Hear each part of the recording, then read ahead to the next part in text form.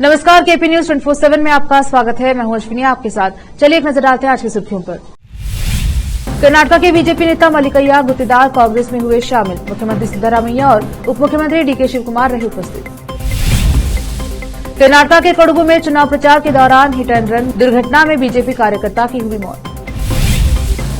उपलब्धियों का ढिंढोरा पीटने की जरूरत नहीं, आरएसएस शताब्दी वर्ष नहीं मनाएगा, बोले मोहन भागवत।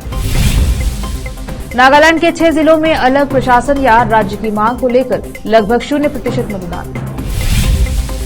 किसान आंदोलन 3 दिन से रेल लाइन पर बैठे किसान, 138 ट्रेनें रद्द, 170 के रूट बदले।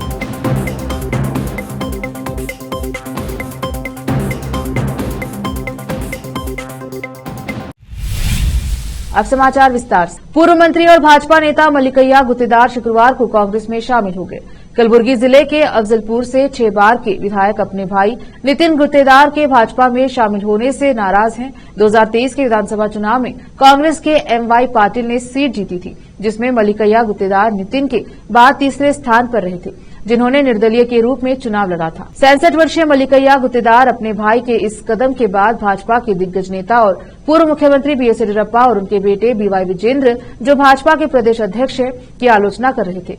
मल्लिकय्या गुत्तेदार का पार्टी में स्वागत करते हुए उप मुख्यमंत्री और राज्य कांग्रेस प्रमुख डीके शिवकुमार ने दावा किया है कि कई भाजपा नेता राज्य में सत्तारूढ़ दल में शामिल होने के इच्छुक हैं।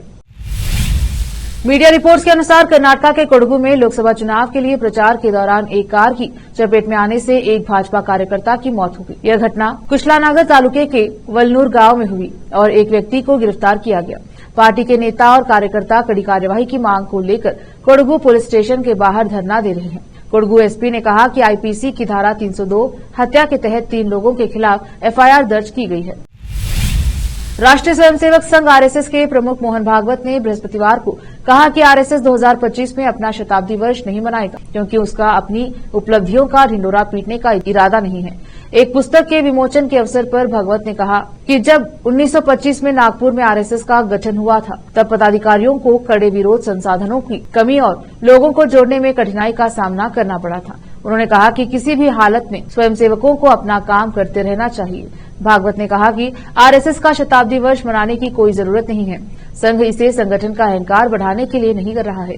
संघ किसी संगठन के 100 साल पूरे होने का जश्न मनाने और कुछ उपलब्धियों का ढिंढोरा पीटने नहीं आया है। उन्होंने कहा कि आरएसएस समाज को बदलना चाहता है और मानता है कि समाज की जीत का आकलन धन सृजन से नहीं बल्कि धर्म से किया जाना चाहिए। 21 अप्रैल को सुबह 9 बजे से जहीराबाद के बगदादी ईदगाह मस्जिद में हज 2024 के लिए पुरुषों और महिलाओं के लिए हज प्रशिक्षण शिविर आयोजित किया जा रहा है। हजरत सैयद शाह अजीजुद्दीन कादरी साहब किबला अध्यक्ष हज सोसाइटी संगारेड्डी जिला ने एक संवाददाता सम्मेलन में यह बात कही। उन्होंने कहा कि प्रशिक्षण शिविर यानी कैंप में हजरत मौलाना डॉक्टर हाफिज सैयद शाह मुर्तजा अली सूफी कादरी सूफी अकादमी के ट्रस्टी और हज मामलों के विशेषज्ञ और एमवीजे कॉलेज हैदराबाद के प्रिंसिपल के अलावा हजरत सैयद शाह मुस्तफा अली सूफी कादरी सईद बादशाह हैदराबाद से आ रहे हैं। हज यात्रियों को व्यवहारिक भी बनाया जाएगा, जिसके लिए यह अनिवार्य है कि सभी हज यात्री नियत समय पर आए। सभी प्रतिभागियों के लिए भोजन की व्यवस्था की जाएगी। संगारेड्डी, पटनचेरू, सदाशिवपेट, नारायणखेत, बीदर और अन्य स्थानों के सभी तीर्थयात्रियों से अनुरोध है कि वे निर्धारित समय पर उपस्थित होकर अपने हज को आसान और लोकप्रिय बनाएं। विवरण के लिए 8500492418 पर संपर्क करें। जहीराबाद से मोहम्मद नेमतुल्लाह की रिपोर्ट। अस्सलाम वालेकुम रहमतुल्लाहि व बरकातहू। आप तमाम हजरात को ये इत्तला देते हुए बड़ी खुशी महसूस हो रही है कि जहीराबाद ज़िले संगारेड्डी में बरोज़ इतवार 21 अप्रैल को 10 बजे ता 5 बजे शाम तक आज़मीन का एक रोज़ा तरबियती इज्तिमा मुनक़िद होने जा रहा है। इस आज़मीनी जलसे को हैदराबाद के सैयद शाह आज़म अली सूफ़ी साहब के दोनों फ़र्जंदान तशरीफ़ ला रहे हैं। इस जलसे को मुखातिब करेंगे। इसके अलावा जहीराबाद के उलमा भी इस जलसे को मुखातिब करेंगे और ख़वातीन के लिए भी ख़ास पर्दे का इंतज़ाम किया गया है और दोपहर में तमाम हजरात के लिए खाने का भी इंतज़ाम किया गया है। मैं बहैसियत सदर हज सोसाइटी ज़िला संगाडी आप तमाम हजरात से ख्वाहिश करता हूँ कि इस मुतबरिक जलसे में शिरकत फरमाएँ और आज़मीन हज तरबियत हासिल करके ही हज को जाएं, तो यकीनन उनका हज जो है तमाम फ़राइज़ वाजिबात और सुन्नतों की तकमील के साथ उनका हज पाए तकमील को पहुँचेगा और ये हज मबरूर कहलाएगा, मकबूल हज कहलाएगा, मतरूद नहीं बल्कि मकबूल हज कहलाएगा। वाखिरु दावाना अल्हम्दुलिल्लाह। ईस्टर्न नागालैंड पीपुल्स ऑर्गेनाइजेशन काफी समय से एक अलग प्रशासन या राज्य की मांग कर रहा है। उसकी स्थानीय लोगों से चुनाव का बहिष्कार की अपील के बाद नागालैंड के 6 जिलों में आज अब तक लगभग 0% मतदान दर्ज किया गया है। ये समूह वर्ष 2010 से 6 पिछड़े जिलों को मिलाकर एक अलग प्रशासन या राज्य की मांग कर रहे हैं।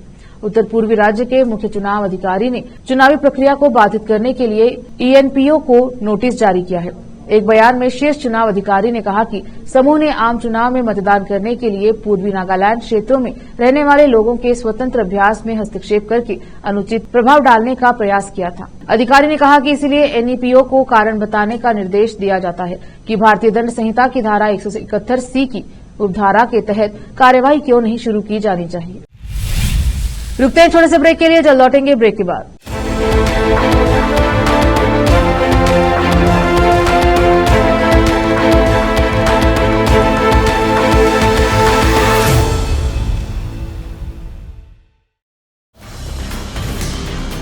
हिंदुस्तान के हर कोने में हम हैं मौजूद। 24 घंटे हालात पर गहरी नजर, खबरों से जुड़े चुपते सवालात और आपको दिखाता है धार्मिक, सामाजिक, राजनीतिक, लोकल और इंटरनेशनल न्यूज की सबसे बेहतर कवरेज जो आपको रखती है हर पल बाखबर। देश और दुनिया भर की खबर के लिए देखते रहें KP न्यूज 24/7। ब्रेक के बाद स्वागत है आपका, देखते हैं समाचार। हरियाणा पुलिस की ओर से गिरफ्तार किसानों की रिहाई की मांग को लेकर तीसरे दिन लगातार किसानों का रेल रोको अभियान जारी है। रेलवे ट्रैक बंद होने की वजह से अंबाला रेल मंडल ने 149 ट्रेनों को रद्द किया है, तो वही 170 ट्रेनों के रूट बदले हैं। रेलवे अधिकारी की अगर माने तो टोटल 382 ट्रेनें इस आंदोलन से प्रभावित हुई हैं। अगर किसानों ने चंडीगढ़ रेल मार्ग भी रोक दिया तो सभी रेलगाड़ियां रद्द हो सकती हैं। इसमें एसेंशियल सर्विस भी प्रभावित होगी। दरअसल जेल में बंद किसानों की रिहाई की मांग को लेकर किसानों ने शंभू बॉर्डर के नजदीक रेलवे ट्रैक जाम कर दिया था। पटरियों पर बैठे किसानों का आज तीसरा दिन है और तीसरे दिन अंबाला रेल मंडल से 149 गाड़ियों को रद्द किया गया है। इसका खामियाजा आम जनता को भुगतना पड़ रहा है। स्टेशन पर यात्रियों की भीड़ लग गई है। अंबाला मंडल के सीनियर DCM नवीन यादव का कहना है कि अंबाला रेल मंडल से अब तक 149 ट्रेनें रद्द कर दी गई हैं। कई ट्रेनें बीच रास्ते में रद्द करनी पड़ी। रेलवे की ओर से 170 ट्रेनों के रूट बदले गए हैं।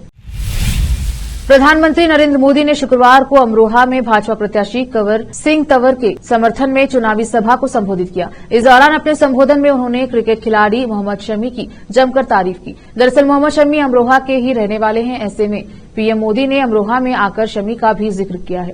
पीएम मोदी ने कहा कि अमरोहा केवल ढोलक ही नहीं, देश का डंका भी बजाता है। उन्होंने कहा क्रिकेट वर्ल्ड कप में भाई मोहम्मद शमी ने जो कमाल किया है वो पूरी दुनिया ने देखा है। खेलों में शानदार प्रदर्शन के लिए केंद्र सरकार ने उन्हें अर्जुन पुरस्कार दिया है और योगी सरकार यहां के युवाओं के लिए स्टेडियम भी बनवा रही है। उन्होंने कहा कि अमरोहा की एक ही छाप है, कमल छाप, और अमरोहा का एक ही स्वर है, फिर एक बार मोदी सरकार। आपको बता दें कि जब भारतीय टीम को वर्ल्ड कप फाइनल में ऑस्ट्रेलिया हाथों हार का सामना करना पड़ा था, उस दौरान पीएम ने भारतीय क्रिकेट टीम से मुलाकात की थी। इस दौरान पीएम मोदी ने शमी से भी मुलाकात की थी। उन्होंने शमी की पीठ थपथपाई थी और उससे बात भी की थी। पीएम मोदी का ये वीडियो उस दौरान काफी वायरल हुआ था। लोकसभा चुनाव के पहले चरण में वोटिंग के बीच देश के गृहमंत्री अमित शाह ने मीडिया के साथ एक खास इंटरव्यू में कहा कि बीजेपी जाति आधारित आरक्षण नीति को कभी नहीं बदलेगी और किसी और को इसे छूने भी नहीं देगी। अमित शाह ने कहा कि बीजेपी को इस चुनाव में दक्षिण भारत से अपने सबसे शानदार प्रदर्शन की उम्मीद है। उन्होंने कहा कि पार्टी तमिलनाडु, तेलंगाना, केरल, आंध्र प्रदेश और कर्नाटक समेत सभी राज्यों में बढ़िया प्रदर्शन करेगी। उन्होंने कहा कि पहली बार दक्षिण भारत में पीएम मोदी की लोकप्रियता उस पॉइंट पर पहुंच गई है जहां चुनाव का रिजल्ट बदल जाएगा। अमित शाह ने कहा कि बीजेपी ने दक्षिण के वोट शेयर में पहले के सालों की तुलना 2014 और 2019 के आम चुनाव में सुधार किया है। उन्होंने कहा, लेकिन हम सीटें जीतने के स्तर तक नहीं पहुंच सके, लेकिन इस बार पूरा भरोसा है कि हमारे कई सहयोगी इस बार वहां से चुनकर आएंगे। पीएम नरेंद्र मोदी आज मध्य प्रदेश के दमोहा पहुंचे हैं, जहां उन्होंने जनसभा को संबोधित किया। देश भर में आज पहले चरण की वोटिंग जारी है। ऐसे में पीएम ने देशवासियों से वोट करने की अपील की है। साथ ही उन्होंने देशवासियों को बधाई देते हुए कहा कि अब हम ब्रह्मोस मिसाइल का निर्यात भी कर रहे हैं। इस मिसाइल की पहली खेप आज फिलीपींस जा रही है। मैं सभी देशवासियों को इसके लिए बधाई देता हूं। अब वक्त एक और छोटे से ब्रेक का, जल्द लौटेंगे ब्रेक के बाद।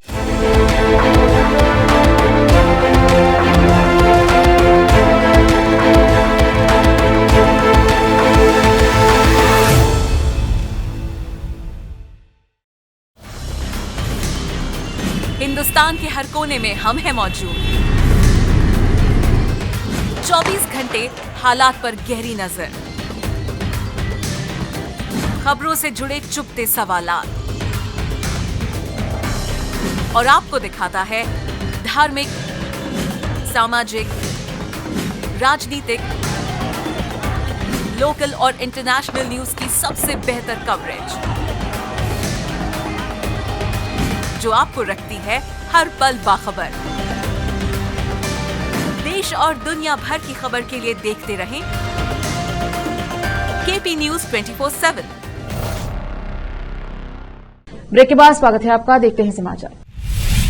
लोकसभा चुनाव के पहले चरण में बिहार के गया, औरंगाबाद, नवादा और जमुई लोकसभा सीट पर वोटिंग हुई। लोकतंत्र के सबसे बड़े पर्व चुनाव के दौरान उत्साह की अलग अलग तस्वीरें भी देखने को मिली रही हैं। जमुई में भी मतदान के वोटरों का उत्साह बढ़ चढ़कर दिखा, जहां 90 साल के मतदाता शारीरिक लाचारी को पीछे छोड़ अपने मताधिकार का प्रयोग करने मतदान केंद्र पहुंचे। जमुई के विकास के लिए वोट देने कई बुजुर्ग मतदान केंद्र पहुंचकर ईवीएम के बटन को दबाया।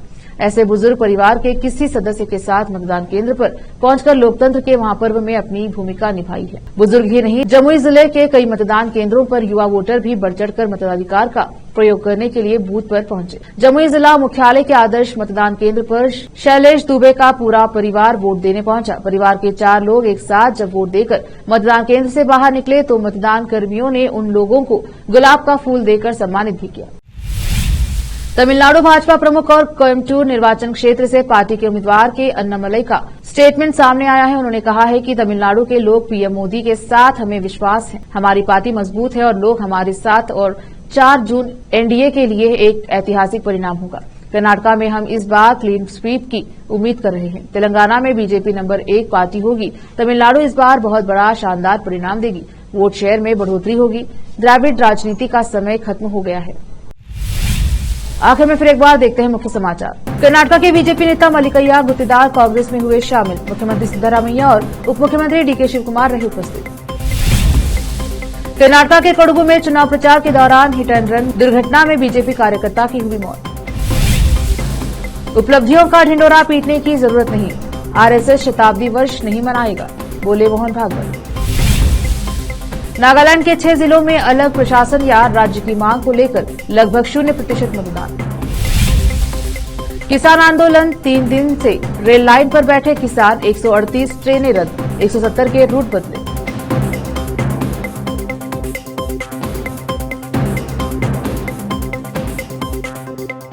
केपी न्यूज में अब तक के लिए इतना ही। देखते रहिए केपी न्यूज 24/7।